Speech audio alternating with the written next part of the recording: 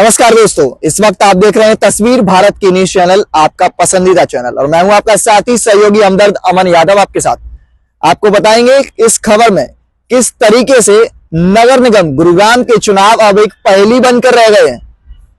आए दिन लगातार तमाम राजनीतिक पार्टियां इस बात का विरोध करती नजर आती हैं, तो कहीं ना कहीं इस बात को एक विशेष मुद्दा बनाती हैं।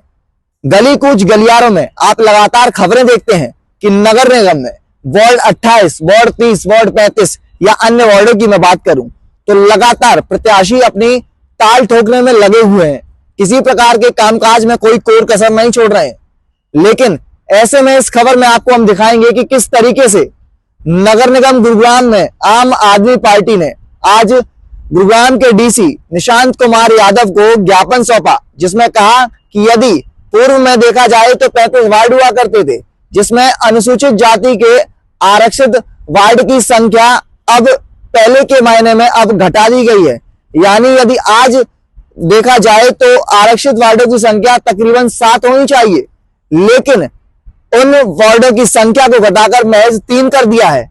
ऐसे में सवाल इस बात का खड़ा होता है कि यह पहेली कब तक सुधरेगी, कब तक इस बात का फैसला आएगा, या यह कहानी लगातार इसी तरीके से चलती रहेगी।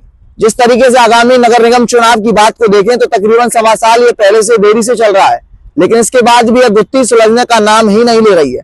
आपको दिखाते हैं किस तरीके से हमारी संवाददाता राशिका ने कवरेज की है, तमाम वो कवरेज जिसमें डॉक्टर सारिका वर्मा हो या ओबीसी मोर्चा अध्यक्ष आम आदमी पार्टी से धीरज यादव रहे हो, इनसे बातचीत करी। इस खबर में दिखाते हैं आपको। आज आम आदमी पार्टी द्वारा डीसी साहब को ज्ञापन दिया गया, क्या कुछ मामला रहा?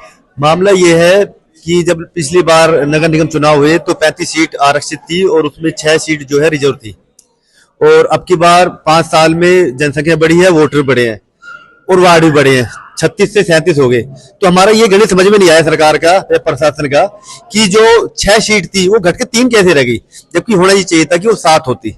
तो इसमें सरासर ये भाजपा सरकार जो चाहती है कि जो ये दलित और गरीब इनको आगे बढ़ने का रास्ता इनका बंद करा जाए, और जानबूझकर जो पहले 6 सीट थी उसको 3 करा जाए, 3 करी गई है।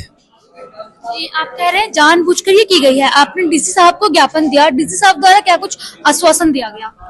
डीसी साहब की तरफ से आश्वासन दिया गया कि इस मामले को सरकार के संज्ञान में ला दिया जाएगा। पहले भी उनका मानना है कि सरकार के संज्ञान में उनके नोटिस में पहले भी है। एक बार फिर से आम आदमी पार्टी ने जो रिप्रेजेंटेशन दी है, ज्ञापन दिया है, वो सरकार के लेवल पर वो भेज देंगे। काफी लंबा समय हो चुका है, नगर निगम के चुनाव नहीं हुए, ऐसे में कब तक की संभावनाएं हैं कि नगर निगम के चुनाव हो सकते? देखिए, हमारा मानना है कि जो ये किया गया है, जो सीटें घटाने का, आरक्षित सीटें घटाने का मामला है, ये पिछले 6 महीने से आम जनता की नजरों में है। पिछला जो नोटिफिकेशन हुआ था जुलाई में, उसमें सीटें 35 से बढ़ा के 36 की गई थी, 1 सीट बढ़ाई गई थी, लेकिन जो रिजर्व सीटें थी वो 6 से घटाकर 3 कर दी गई थी। ये सब चीजें आम जनता को भी समझ में आती है। हमारा मानना है कि ये चाहते हैं कि कोई ना कोई कोर्ट में जाए, या फिर ये खुद अपने लोगों से ही कोर्ट में इस इश्यू को लेके जाएंगे। और जैसे कि आपको पता है कि भाजपा की सरकार लटकाने, अटकाने, भटकाने में इनकी मास्टरी है। किसी भी मुद्दे को कैसे लटकाया जाए, कैसे उसको अटकाया जाए, कैसे भटकाया जाए, इनमें इनकी मास्टरी है, और उसी दिशा में ये कदम है। ये चुनाव करवाना नहीं चाहते क्योंकि इनको हार साफ दिखाई दे रही है। तो इसलिए ये हमें नहीं लगता कि ये चुनाव लोकसभा और विधानसभा चुनाव से पहले करवाएंगे। ये सब लटकाने, अटकाने, भटकाने की कोशिश है, और चुनाव 2025 में ही होगा नगर निगम का, ऐसा हमारा मानना है। ये इनकी हरकतों से सामने आता है। जी मैम, ये बताएं, आज आपने डीसी साहब को ज्ञापन दिया, उनकी तरफ से क्या कुछ आश्वासन दिया गया? यही दिया गया आश्वासन कि जैसे पहले 35 वार्ड हुआ करते थे और पहले 6 वार्ड रिजर्व थे, अब 36 वार्ड करने पे आपको 7 वार्ड रिजर्व करने चाहिए, क्योंकि 20% तो SC/ST के लिए रिजर्व होने ही चाहिए। तो सरकार की एक कौन से नया मैथ्स है कि इन्होंने 6 की जगह 3 सीट कर दिए, उसी के लिए हम ये ज्ञापन दे के आए हैं। और डीसी साहब ने आश्वासन दिलाया है कि नहीं, जल्द से जल्द इस पे काम किया जाएगा। और मैंने उनसे स्पेसिफिकली पूछा भी था कि क्या ये इलेक्शन को डिले करने की एक और टैक्टिक है? क्योंकि आपको पता है जहां पे भारतीय जनता पार्टी हार रही होती है वहां पे वो चुनाव करवाती नहीं है। जैसे कल चंडीगढ़ में जब उनको पता लग गया कि इंडिया गठबंधन आम आदमी पार्टी और कांग्रेस जीतने वाले हैं, तो उन्होंने सिंपली वो कह दिया कि नहीं, हमारा जो रिटर्निंग ऑफिसर है ही इज इल। तो ऐसा तो हो नहीं सकता कि कोई और ऑफिसर इलेक्शन कमीशन का ऑफिसर नहीं बन सकता। तो ये उनकी जानबूझ के हमें लगता है कि ये डिलेइंग टैक्टिक्स है, लेकिन जनता जो है मन बना चुकी है। जब यहाँ कोई काम नहीं किया गया, 1.25 साल से इलेक्शन पोस्टपोन करते जा रहे हैं, जितना ही और पोस्टपोन करेंगे उतनी गंभीरता से हम लड़ाई लड़ेंगे और जनता इनको जवाब पूरी तरह देगी। अगर मैं बात करूं नगर निगम चुनाव को लेकर, काफी लंबे अरसों से चुनाव नहीं हुआ है, तो क्या लगता है कब तक ये चुनाव होने की संभावनाएं हैं? ये 1.25 साल पहले होना चाहिए था, अब तक नहीं हुआ। जगह जगह हम लोग तैयारी कर रहे हैं, हमारे कैंडिडेट्स भी कई वार्ड्स में मजबूती से काम कर रहे हैं। और हम भारतीय जनता पार्टी को बता दें, आप जितना चुनाव पोस्टपोन करोगे उतनी बुरी तरह हारोगे। आपके लिए अच्छा रहेगा कि चुनाव जल्दी करा लीजिए, क्योंकि जनता जो है परेशान हो रही है। सफाई का बुरा हाल हो गया है, शहर में इतनी गंदगी कभी नहीं थी जितनी अब हो रखी है। बिल्कुल। अगर बात करूं अगर गुरुग्राम शहर की, तो जगह जगह कूड़े हैं, कचड़े हैं, तमाम वो चीजें हैं जिसे जनता फेस कर रही है।